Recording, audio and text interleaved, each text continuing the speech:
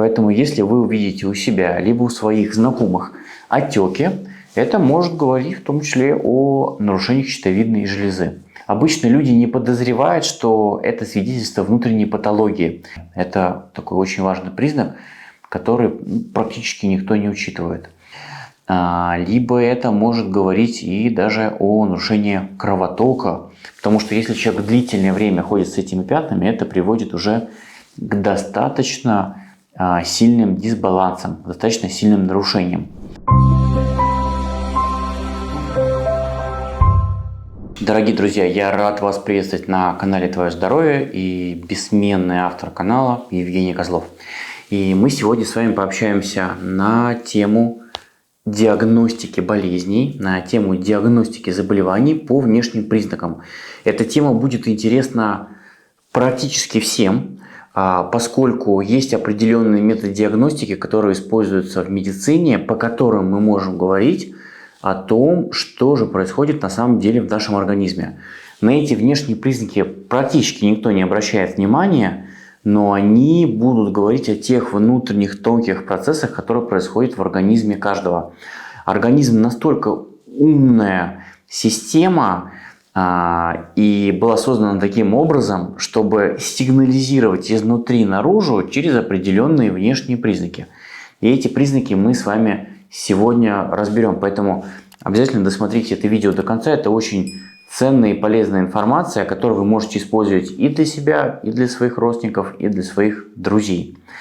Первый очень важный признак, с которого мы должны начать, это наличие отеков. Многие люди ходят с отеками, отеки на лице, отеки на руках, отеки на ногах. Часто, когда люди снимают носки вечером после работы, у них остаются следы от носков. Все это говорит о наличии отеков в организме, о том, что плохо циркулирует лимфа. И с этими отеками обязательно нужно работать, потому что нарушенный вот этот водный баланс, нарушенная текучесть жидкости будет медленно, но верно приводить к патологическим процессам внутри нашего организма.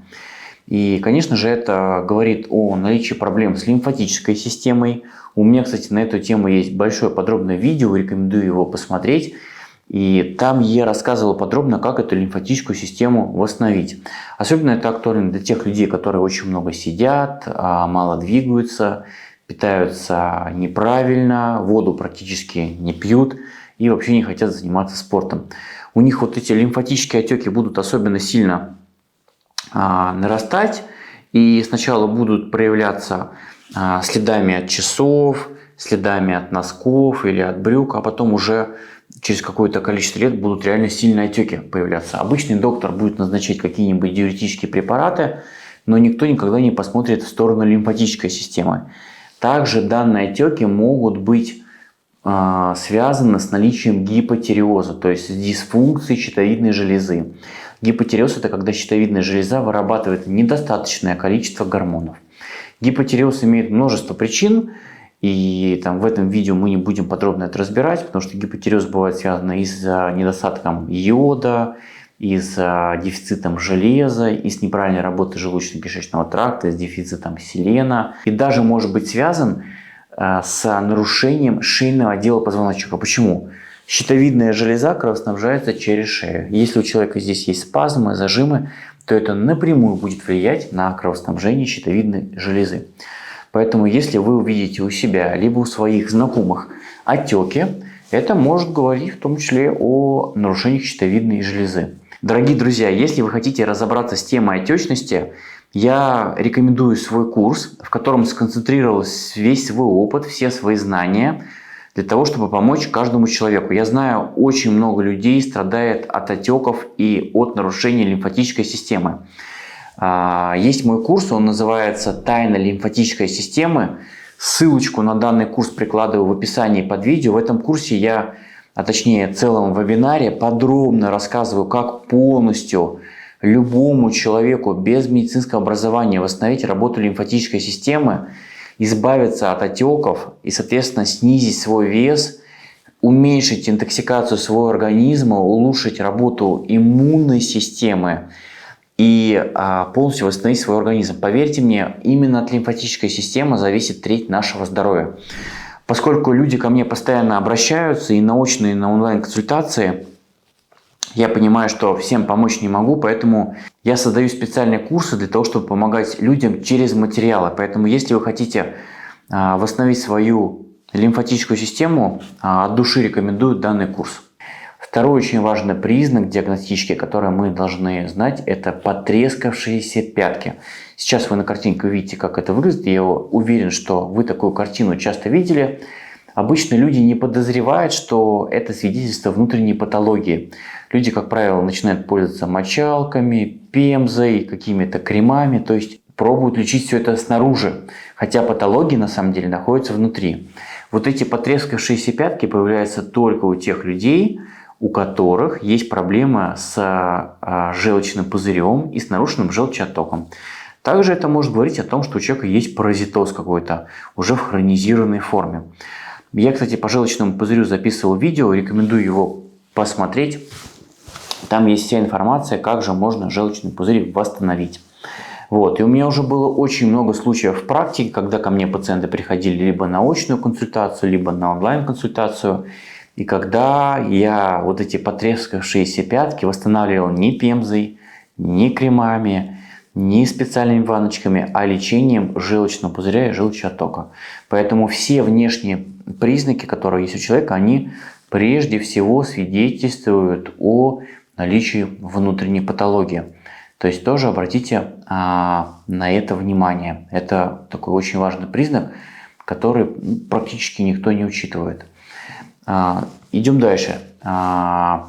Часто я вижу у своих пациентов красные пятна на теле, которые называются ангиомы. Их же в натуропатическом направлении называют слезы печени. Вот эти маленькие красные пятнышки в определенный момент начинают образовываться по всему телу, либо на животе особенно концентрируются. Только у тех людей, у которых либо есть проблемы с печенью, то есть печень начинает намного хуже работать, либо у тех людей, у которых есть инсулинорезистентность.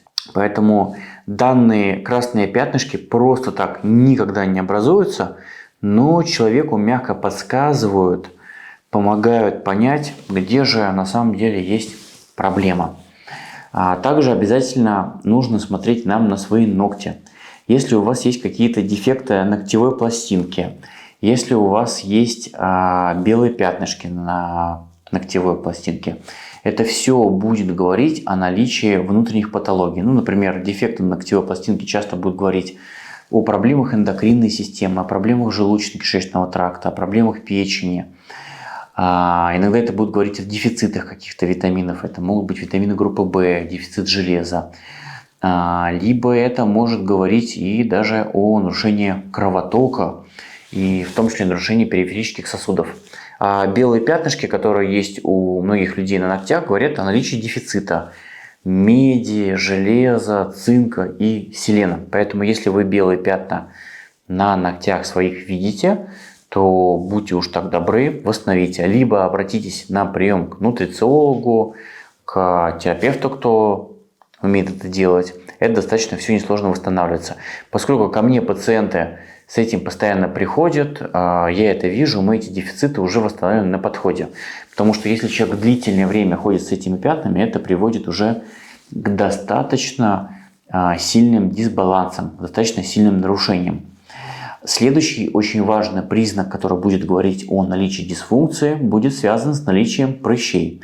И поверьте мне, ни один прыщик просто так не образуется на нашем лице. Дело в том, что на нашем лице есть проекционные зоны. И эти проекционные зоны вы сейчас увидите на картинке.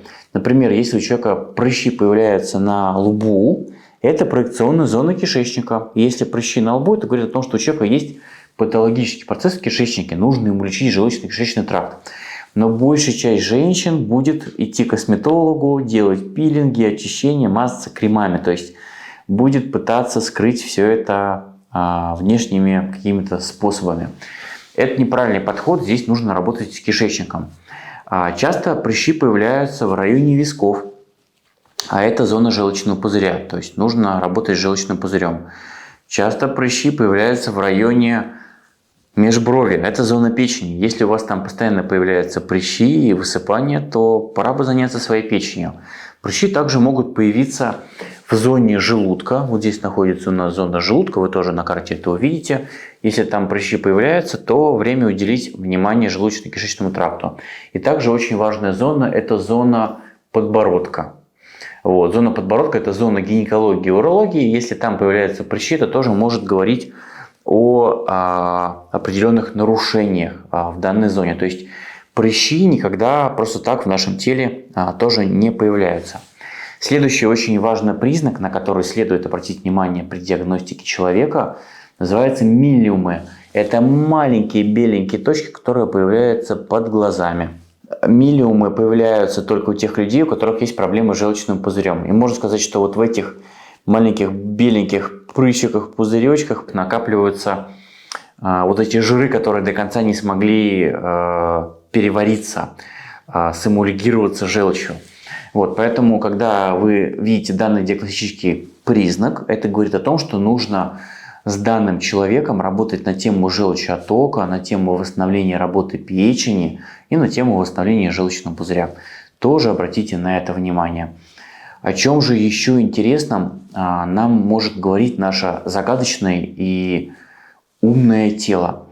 Наше тело нам также может транслировать о своем состоянии через состояние тканей. Если у человека ткань обвисшая, очень много морщин образуется, то есть если тургор ткани очень слабая, тургор ткани вы можете очень легко оценить, ущипнув ткань, то это может говорить о дефиците белка, о недостатке коллагена в организме и о нарушении работы желудка или кишечника. То есть желудок, кишечник и в том числе и поджелудочная железа плохо этот белок усваивают и переваривают. Поэтому тоже проверяйте тургор ткани у себя, у своих родственников, чтобы понять, в каком же состоянии у вас находятся данные органы. Как мы будем оценивать состояние сосудистой системы? В китайской медицине принято смотреть состояние подъязычных вен. То есть для этого нам нужно поднять язык вверх, вот так. И посмотреть, увеличены ли вены под языком. Если вены под языком увеличены и расширены, это говорит о том, что у человека есть застой крови, то есть у человека плохо циркулирует кровь. И вот сейчас вся моя операторская команда смотрит, в каком там состоянии подъязычные вены, потому что я им про это ни разу не рассказывал. И уверен, вы сейчас уже тоже начинаете, смотря видео, рассматривать, что же у вас там происходит. Так вот, друзья мои, если у вас подъязычные вены расширены, это говорит о том, что кровь плохо циркулирует. И как же это устранить? У меня есть видео, которое называется «Как разжижить кровь». Вот, это видео обязательно посмотрите, я там подробно рассказываю, как восстановить текучесть крови без таблеток, без лекарств. Если вы это начнете делать, вот эти подъязычные вены у вас уйдут, и это будет говорить неким таким косвенным признаком о том, что застой крови у вас полностью ушел. Также мы обязательно смотрим при диагностике человека состояние языка. И язык нам будет говорить в том числе о состоянии желудочно-кишечного тракта. Если у вас язык белый, обложенный, то это говорит о наличии дисбактериоза, о наличии дисбиоза. И в этом случае нужно восстановить работу желудочно-кишечного тракта. Именно для таких случаев я для своих пациентов, слушателей и читателей записал специальный вебинар, который называется «Здоровье в твоем животе», в котором я полностью рассказал, как любому человеку без медицинского образования можно полностью восстановить здоровье желудочно-кишечного тракта. И печень, и кишечник, и поджелудочную железу, и желудок, и микрофлору тонкого и толстого кишечника. Поскольку я очень много занимаюсь гастроэнтерологией, я в этом вебинаре сконцентрировал весь свой опыт, все свои знания, все свои навыки, чтобы помочь человеку. Поэтому, если вы хотите восстановить свой желудочно-кишечный тракт, если у вас есть симптоматика, связанная с неприятными ощущениями в животе, с запорами, с плохим пищеварением, с воспалительными процессами, и вы давно это уже не можете решить, то рекомендую вам данный вебинар. Ссылочку на данный вебинар прикладываю под видео. Вебинар называется «Здоровье в твоем животе». От души его вам рекомендую. И последний признак такой диагностический, который можем мы использовать, это наличие кругов под глазами. Многие считают, что это генетический признак, когда у человека очень сильно видны круги под глазами. Но я считаю, что это связано с двумя вещами. Это первое может быть связано с проблемой почек и надпочечников. То есть здесь нам нужно заниматься тогда уже темой лечения мочевыделительной сферой. И также это связано с дефицитом белка.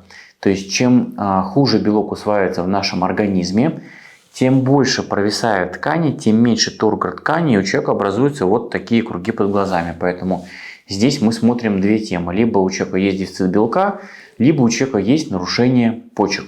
Поэтому здесь рекомендую на эту тему обратить внимание. Про подобные диагностические темы и вообще про здоровье я очень много делюсь в своем телеграм-канале. Это мой авторский канал, поэтому рекомендую на него подписаться. Я там много рассказываю и про правильное питание, и про правильный образ жизни.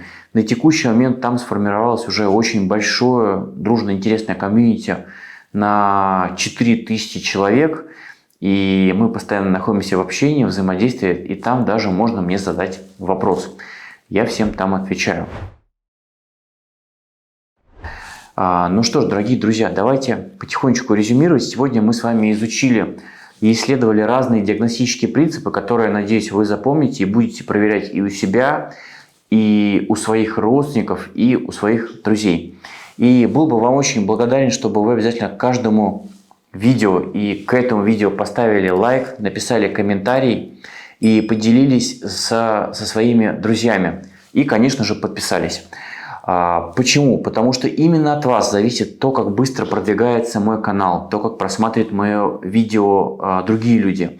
Алгоритм YouTube работает именно таким образом, что продвигает именно те видео, которым был поставлен лайк, которые посмотрели до конца и написали комментарий. Поэтому буду благодарен за ваш добрый, щедрый комментарий, чтобы подобной полезной информацией мы могли поделиться и с другими людьми.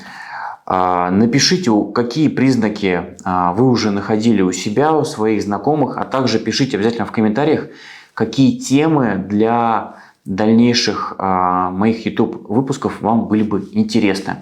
Я все YouTube комментарии читаю, внимательно изучаю и тоже, исходя из ваших запросов, формирую свою программу дальнейших видео.